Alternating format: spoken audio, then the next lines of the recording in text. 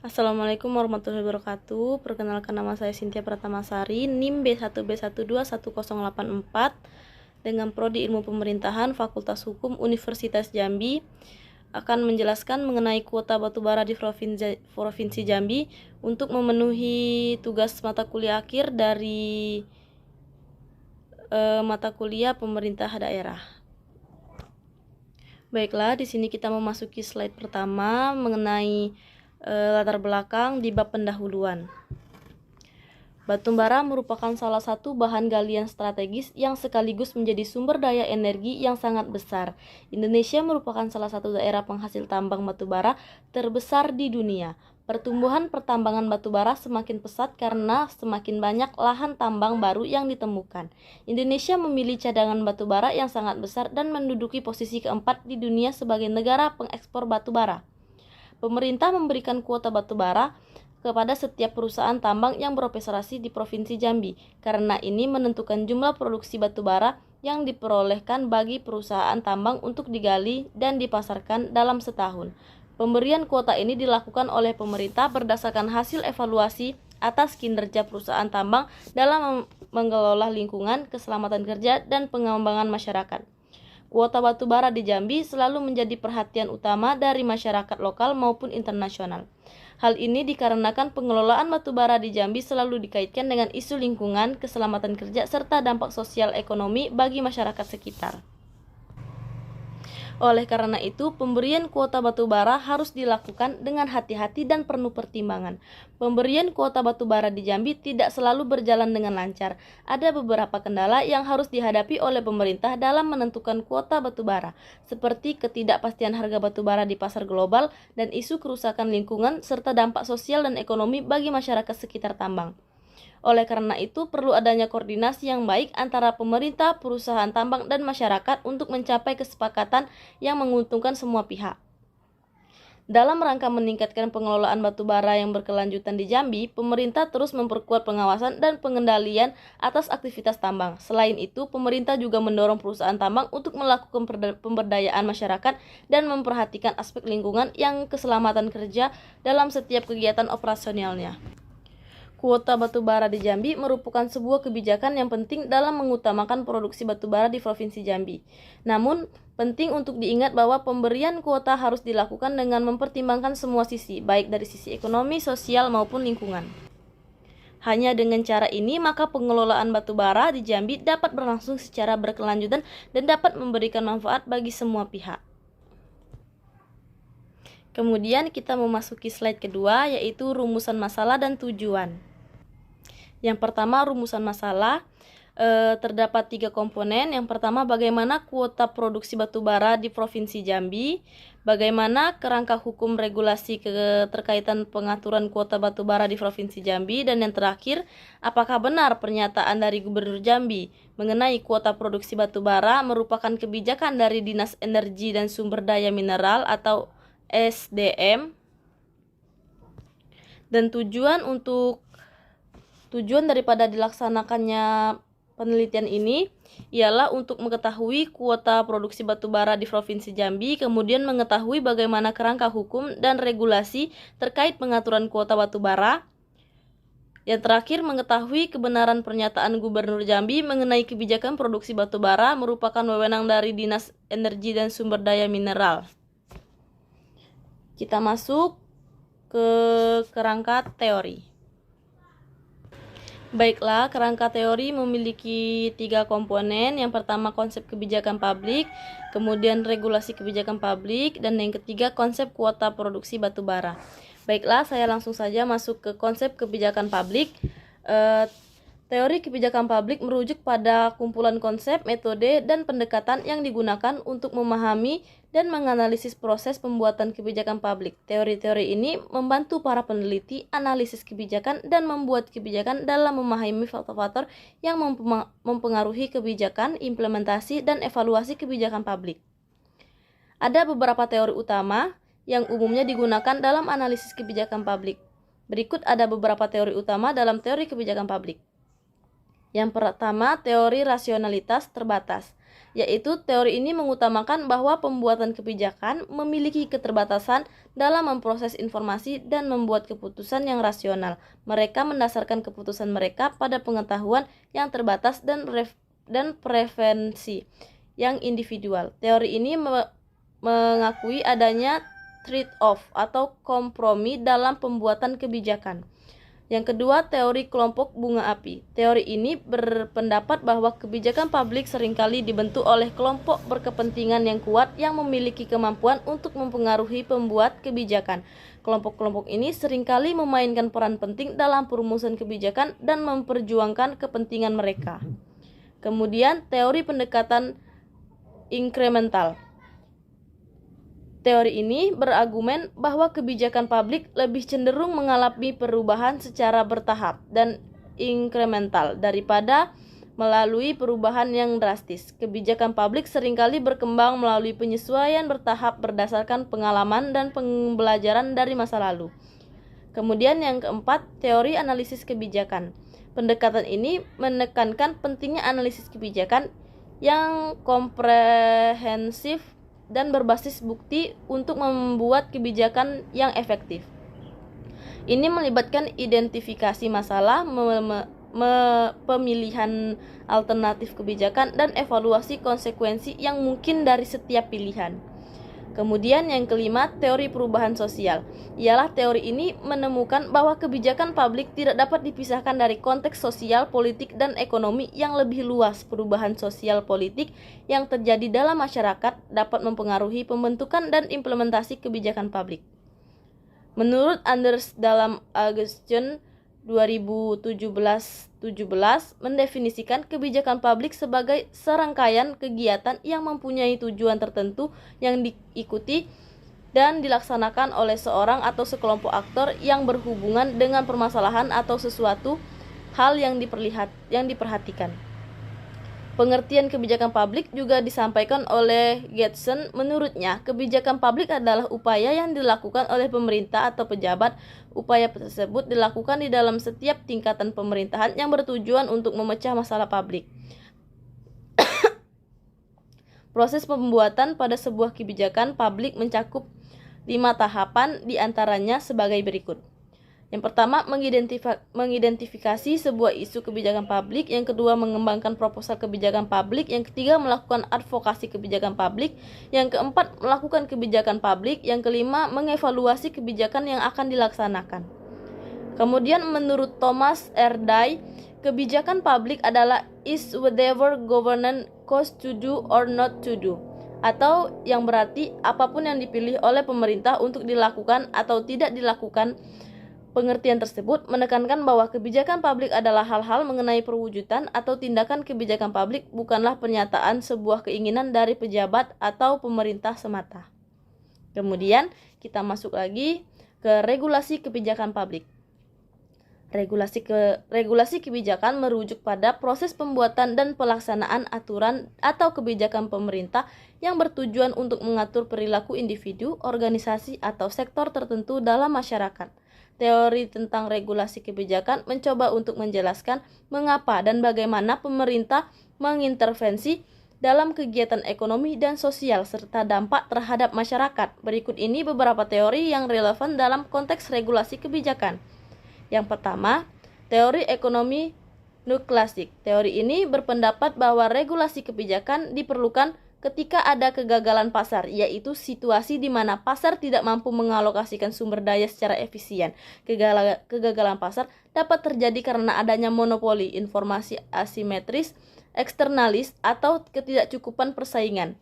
Regulasi dianggap sebagai sarana untuk mengurangi ketidaksempurnaan pasar dan meningkatkan efisiensi ekonomi. Kemudian yang kedua, teori keagenan. Teori ini menekankan pada hubungan antara pemilik dan agen bekerja atas nama mereka. Ketika agen memiliki kepentingan pribadi yang tidak sejalan dengan pemilik, dapat terjadi kesenjangan informasi dan konflik kepentingan. Regulasi kebijakan dianggap sebagai alat untuk mengurangi resiko moral dan masalah keagenan dengan membatasi perilaku agen dan menyediakan insentif yang sesuai. Kemudian yang ketiga, teori kepentingan kelompok. Menurut teori ini, regulasi kebijakan seringkali merupakan hasil dari interaksi antara berbagai kelompok kepentingan yang berjuang untuk mempengaruhi proses pembuatan kebijakan. Kelompok kepentingan dengan kekuatan politik dan sumber daya yang cukup dapat memenuhi kebijakan dalam kepentingan mereka sendiri. Regulasi dapat digunakan sebagai alat untuk melindungi kelompok kepentingan tertentu untuk mengurangi kekuatan kelompok lain. Kemudian yang keempat, teori kepatuhan hukum. Teori ini berfokus pada faktor-faktor yang mempengaruhi kepatuhan individu atau organisasi terhadap regulasi. Regulasi kebijakan yang efektif harus mempertimbangkan faktor-faktor seperti keyakinan tentang keadilan, hukuman yang memadai, dan penegakan hukum yang konsisten. Pemerintah perlu merencanakan regulasi dengan mempertimbangkan faktor-faktor ini untuk mencapai tingkat kepatuhan yang optimal. Kemudian yang kelima, teori pemilihan publik. Teori ini mempertimbangkan dinamika politik dalam pembuatan kebijakan publik. Menurut teori ini, regulasi kebijakan adalah hasil dari interaksi antara berbagai aktor yang memiliki referensi dan kepentingan yang berbeda. Proses pembuatan kebijakan didorong oleh perjuangan kepentingan dan negosiasi politik. Regulasi dapat mencerminkan hasil dari proses politik ini. Kemudian masuk ke konsep kuota produksi batubara. Konsep kuota produksi batubara mengacu pada pembatasan jumlah batubara yang dapat diproduksi oleh suatu perusahaan atau negara dalam jangka waktu tertentu. Kuota produksi batubara umumnya ditetapkan oleh pemerintah atau lembaga yang berwenang dalam mengatur industri pertambangan. Pemberian kuota produksi batubara bertujuan untuk mengatur pasokan batubara di pasar, mengendalikan harga, dan menjaga keseimbangan antara penawaran dan permintaan. Kuota produksi juga dapat digunakan sebagai alat untuk mengatur keberlangsungan ke lingkungan, mengendalikan emisi gas rumah kaca, dan mempromosikan transisi ke sumber energi yang lebih bersih. Pemerintah atau lembaga yang bertanggung jawab biasanya menetapkan kuota produksi batubara berdasarkan pertimbangan ekonomi, lingkungan, dan kepentingan strategis negara. Mereka mungkin mempertimbangkan faktor-faktor seperti permintaan domestik, internasional, kadar batubara yang tersedia, kapasitas produksi perusahaan, serta dampak sosial dan lingkungan yang diakibatkan oleh aktivitas pertambangan. Kuota produksi batubara dapat diterapkan dalam berbagai bentuk. Misalnya, pemerintah dapat menetapkan kuota total untuk seluruh industri batubara dalam negeri atau untuk setiap perusahaan individu. Kuota juga dapat berlaku untuk periode waktu tertentu, seperti per tahun atau per kuartal. Perusahaan pertambangan batubara yang beroperasi di bawah kuota produksi biasanya diharuskan untuk mematuhi batas tersebut. Pelanggaran kuota produksi dapat mengakibatkan sanksi hukum termasuk denda dan penutupan operasional. Baiklah, kita masuk ke bab pembahasan mengenai pengaturan produksi kuota batubara di Provinsi Jambi. Pengaturan produksi batubara di Provinsi Jambi seperti di wilayah lainnya di Indonesia didasarkan pada peraturan dan kebijakan yang dikeluarkan oleh pemerintah pusat dan otoritas terkait. Berikut adalah beberapa aspek pengaturan produksi batubara di Provinsi Jambi. Yang pertama, izin pertambangan. Untuk melakukan kegiatan pertambangan batubara di Provinsi Jambi, perusahaan pertambangan harus memperoleh izin pertambangan dari pemerintah. Izin ini diberikan oleh Kementerian Energi dan Sumber Daya Mineral atau SDM Republik Indonesia. Izin ini mencakup perizinan eksploral, penambangan, dan pengangkutan batubara. Kemudian yang kedua, wilayah pertambangan. Pemerintah menetapkan wilayah-wilayah yang dapat digunakan untuk pertambangan batubara. Di Provinsi Jambi terdapat sejumlah wilayah yang ditetapkan sebagai kawasan pertambangan batubara, dan perusahaan tambang harus beroperasi di wilayah tersebut sesuai dengan ketentuan yang berlaku. Kuota produksi pemerintah. Pemerintah mengatur kuota produksi batubara untuk setiap perusahaan tambang. Kuota ini ditentukan berdasarkan pertimbangan aspek lingkungan, keberlanjutan sumber daya, dan kebutuhan dalam negeri. Kuota produksi dapat berubah setiap tahunnya dan perusahaan harus mematuhi batasan ini. Kemudian yang keempat, pajak dan royalti. yang dimana perusahaan pertambangan batubara di Provinsi Jambi harus membayar pajak dan royalti atas kegiatan produksi mereka. Pajak dan royalti ini ditetapkan berdasarkan peraturan perpajakan dan peraturan yang ditetapkan oleh pemerintah pusat. Lanjut, yang kelima, aspek lingkungan. Perusahaan pertambangan batubara di Provinsi Jambi wajib mematuhi peraturan perlindungan lingkungan yang ditetapkan oleh pemerintah. Mereka harus mengikuti prosedur pengelolaan limbah, pemantauan kualitas udara dan air, serta melakukan upaya mitigasi dampak lingkungan yang ditimbulkan oleh kegiatan pertambangan. Kemudian yang keenam, pengawasan dan penegakan hukum. Pemerintah Provinsi Jambi bersama dengan instansi terkait seperti Kementerian SDM dan Badan Geologi melakukan pengawasan dan penegakan hukum terhadap kegiatan produksi batubara. Ini bertujuan untuk memastikan bahwa perusahaan tambang mematuhi peraturan yang berlaku dan menjaga keberlanjutan produksi batubara yang berkelanjutan. Kemudian pengaturan produksi batubara di Provinsi Jambi dapat berubah seiring dengan berjalannya waktu. Dengan perubahan kebijakan pemerintah dan kondisi pasar, penting bagi perusahaan tambang untuk terus mengikuti perkembangan regulasi terkait dan berkomunikasi dengan otoritas terkait untuk mematuhi ketentuan yang berlaku. Pemerintah memberikan kuota batubara kepada setiap perusahaan tambang yang beroperasi di Provinsi Jambi. Kuota ini menentukan jumlah produksi batubara yang diperolehkan bagi perusahaan tambang untuk digali dan dipasarkan dalam setahun.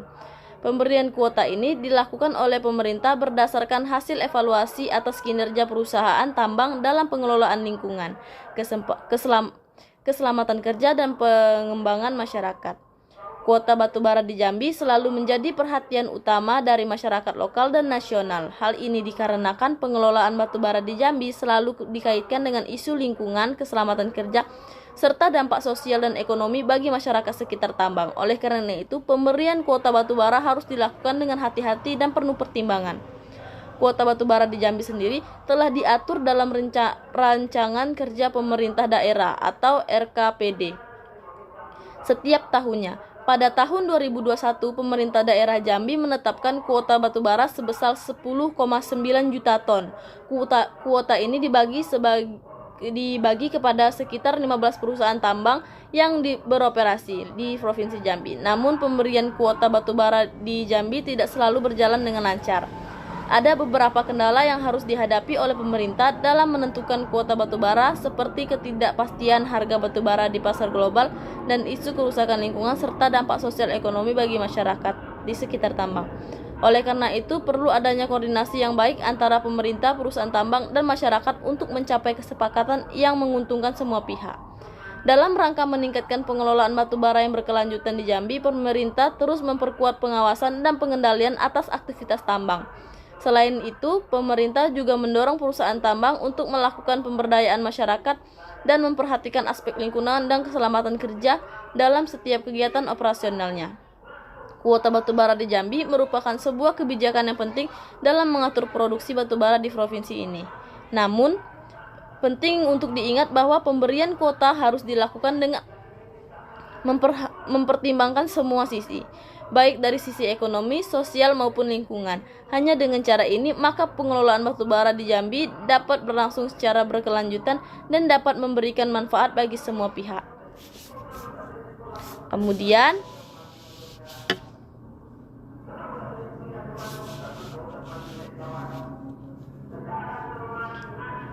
kita masuk ke slide berikutnya. Mengenai kerangka hukum terkait pengaturan kuota batubara di Provinsi Jambi.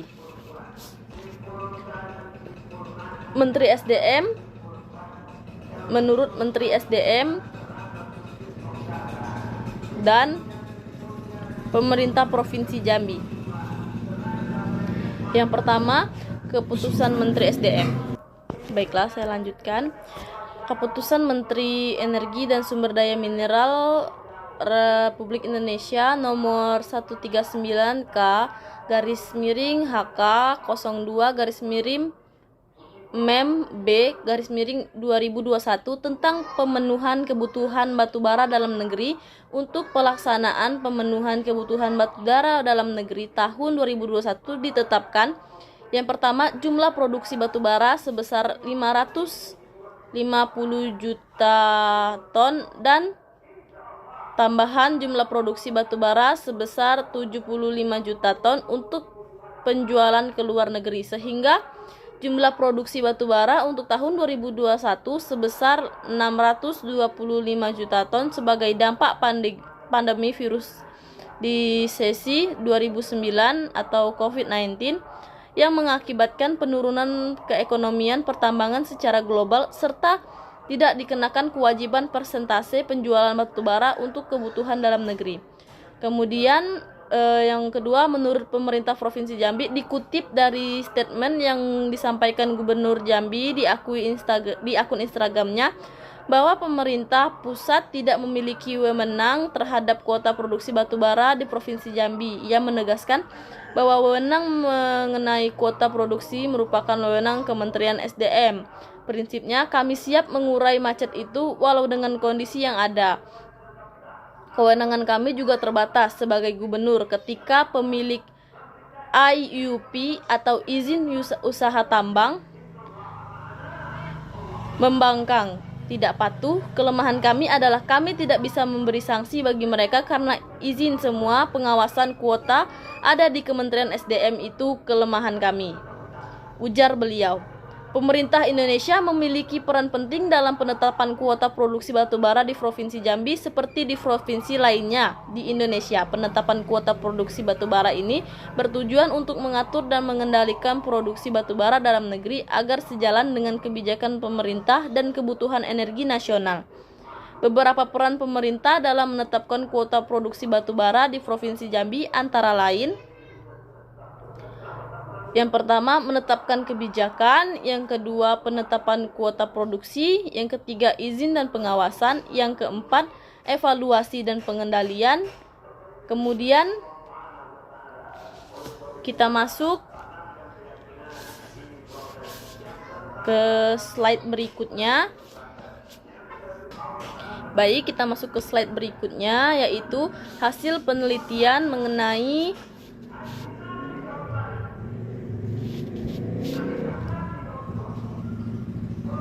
pernyataan dari Gubernur Jambi masalah kuota produksi batubara yang merupakan kebijakan dari Dinas Energi Sumber Daya Mineral.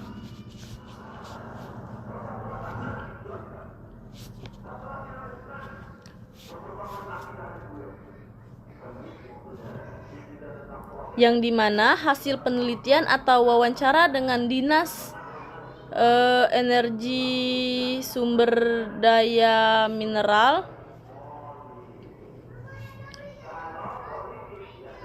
Provinsi Jambi, yaitu dari hasil wawancara dengan Dinas SDM. Dinas SDM mengatakan data terkait kuota produksi batubara tidak lagi merupakan kewenangan mereka sejak tahun 2019, melainkan wewenang Inspektur SDM. Kemudian kita lanjutkan ke slide berikutnya. Ini adalah hasil wawancara yang telah kami lakukan di Dinas SDM.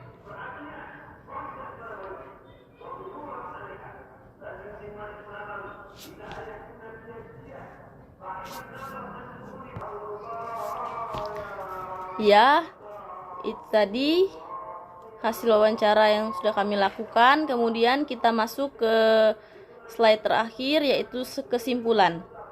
Dapat kami tarik kesimpulan bahwasanya batu bara merupakan sumber daya alam yang terbentuk dari sisa-sisa organik pertumbuhan yang mati dan terperangkap di bawah lapisan tanah selama jutaan tahun. Batu bara digunakan sebagai bahan bakar utama dalam industri energi, terutama untuk pembangkit listrik dan produksi baja. Yang kedua, pengaturan produksi batu bara melibatkan berbagai kebijakan dan pengaturan yang ditetapkan oleh pemerintah atau badan regulasi terkait untuk mengendalikan produksi dan eksploitasi batu bara. Tujuan dari pengaturan ini adalah untuk menjaga keseimbangan antara kebutuhan energi dalam negeri, kelestarian lingkungan, dan pemanfaatan sumber daya secara efisien. Yang terakhir, kuota produksi batu bara adalah jumlah batu bara yang diizinkan untuk diekstraksi atau diproduksi dalam periode waktu tertentu. Kuota ini biasanya ditetapkan oleh pemerintah dengan mempertimbangkan faktor-faktor seperti permintaan pasar, persediaan yang tersedia, dan keberlanjutan lingkungan. Kuota produksi juga dapat digunakan untuk mengendalikan harga dan menjaga stabilitas pasar batubara. Baiklah, saya rasa itu tadi materi yang dapat saya sampaikan. Lebih dan kurangnya saya mohon maaf. Saya akhiri. Wassalamualaikum warahmatullahi wabarakatuh.